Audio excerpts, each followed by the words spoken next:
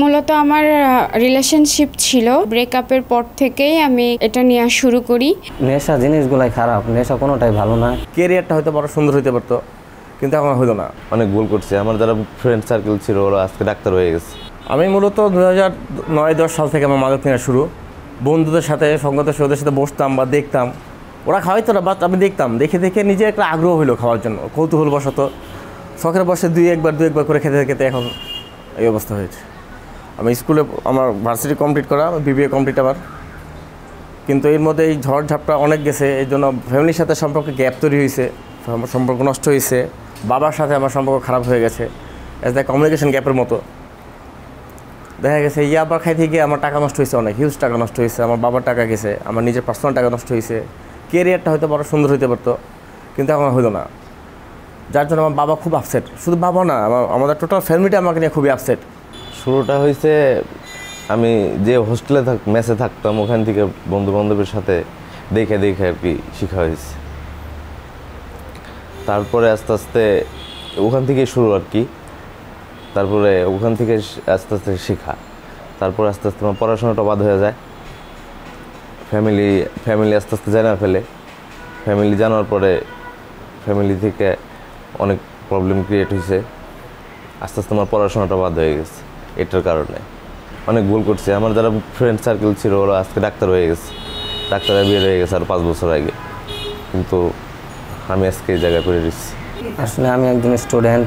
আমি ডেন্ডি যেটা বলে, যেটা পেস্টিং বলা হয়, সেটা আমি কিছু প্রায় এক থেকে 1.5 বছর যাবত এই জিনিসটা নেওয়া শুরু করি। বন্ধুবান্ধব নিয়ে আসতো, আমি দেখতাম ওরা খাইতো। পরে হঠাৎ করে একদিন আমিও নিয়েছি।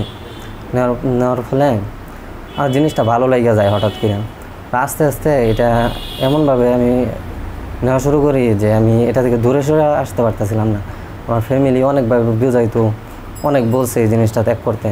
তো আমি 5-7 দিন খাইতাম না, আবার হঠাৎ করে নিয়ে এসে পড়তাম। নেশা জিনিসগুলাই খারাপ, নেশা কোনোটাই ভালো না। আমি নিজে থেকেও চাই ভালো হইতে, কেউ যেন এগুলোর দিকে না যায়। এই জিনিসটা সব দিক দিয়ে ক্ষতি করে। মূলত আমার রিলেশনশিপ ছিল, রিলেশনশিপটা ব্রেকআপের পর থেকেই আমি এটা নিয়ে শুরু করি। প্রথম অবস্থাতে আমি অল্প অল্প করে নিতাম, 1টা 2টা 3টা 4টা এরকম করে। তারপর আস্তে আস্তে আমি একটু বেশি পরিমাণ নেওয়া শুরু করি, 10টা করে 20টা করে, এভাবেই আস্তে আস্তে বেশি পরিমাণ নেওয়া শুরু করি। আমার যার সাথে রিলেশনশিপ ছিল, আমার বাবা মা তাকে পছন্দ করতো না, যার কারণে বাবা মার সাথে আমার একটা মনোমালিন্য সৃষ্টি হয়। তারপর থেকে বাবা মার সাথে আমার রাগ হয়। এরপর থেকে আমি যখন ঘুমের ওষুধ বেশি পরিমাণ নেওয়া শুরু করি, 30টা 40টা এরকম, তখন আমার বাবা মা আমাকে এখানে হসপিটালে ভর্তি করায়, এবং তখন থেকে আমার বাবা মার সাথে একটা দূরত্ব সৃষ্টি শুরু হয় আর কি। আমি অনেক ভুল করেছি এই ঘুমের ওষুধগুলো নিয়ে, যেটা এটা আমি ব্রেন অ্যান্ড লাইফ হাসপাতালে এসে বুঝতে পেরেছি। মাদকাসক্ত লাইফ মানে অভিশপ্ত লাইফ। কী জন্য বললাম? যে জেনে শুনে আমি বিষ করেছি পান, এই যে একটা কথা আমরা সারা জীবন ধরে শুনতেছি। বড় ভাই ছোটো ভাইকে ভর্তি করতেছে হসপিটালে, পরবর্তীতে কয়েকদিন পরে বড় ভাই মাদকাসক্ত হয়ে যাচ্ছে। বোন ভাইকে ভর্তি করতেছে, কিছুদিন পরে বোন মাদকাসক্ত হয়ে যাচ্ছে। এই বিষয়গুলো কেন আমরা, এই লার্নিংগুলো আমরা কেন নিচ্ছি না? কেন আমাদের সমাজের সচেতনতার এত অভাব? আমরা কেন বুঝতে চাচ্ছি না? যখনই আমাদের একজন রোগ মাদকাসক্ত হয়, আমরা ডাক্তারের কাছে যেতে বিব্রত বোধ করি।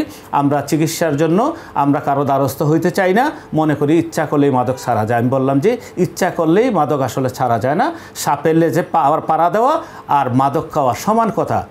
এই জন্য বলবো যে মাদকাসক্ত যারা আছে তারা অভিশপ্ত লাইফ না। আমি বলবো যারা মাদকাসক্ত তাদেরকে ফ্যামিলির সে একজন গুরুত্বপূর্ণ সদস্য, তাকে সঠিক চিকিৎসার মাধ্যমে স্বাভাবিক জীবনে ফিরিয়ে দেন। এই যে মাদকাসক্ত ব্যক্তিদেরকে যে মানে এই ব্যবহার করে যারা মাদকের ব্যবসা করছে, আমি তাদেরকে এটা এক ধরনের অভিশাপ বলতে চাই। আমি তাদের উদ্দেশ্যে বলবো যে ভাই, এই অতিরিক্ত টাকা তোমার জীবনে শেষ করে দেবে, তোমার যৌবন শেষ করে দেবে।